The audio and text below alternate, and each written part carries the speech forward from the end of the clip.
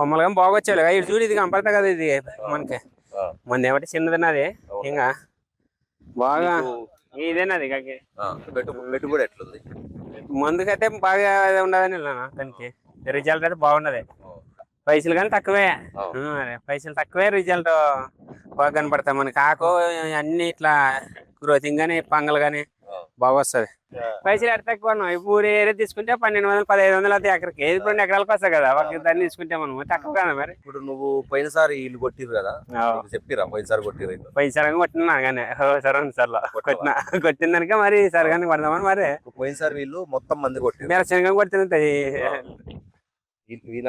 మొత్తం కొట్టినావు కదా ఫస్ట్ నుంచి లాస్ట్ దా మందే కొట్టిండు. దిగుబడి ఎంత వచ్చిందో నువ్వు చూసుంటావు, నీకు కూడా చూసుకొని ఉంటావు ఓవరాల్ గా.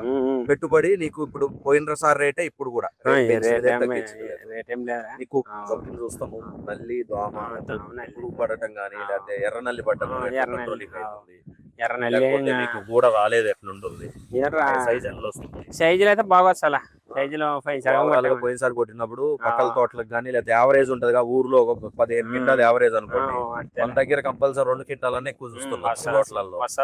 చేను బాగుంటే ఆటోమేటిక్ వచ్చేస్తుంది.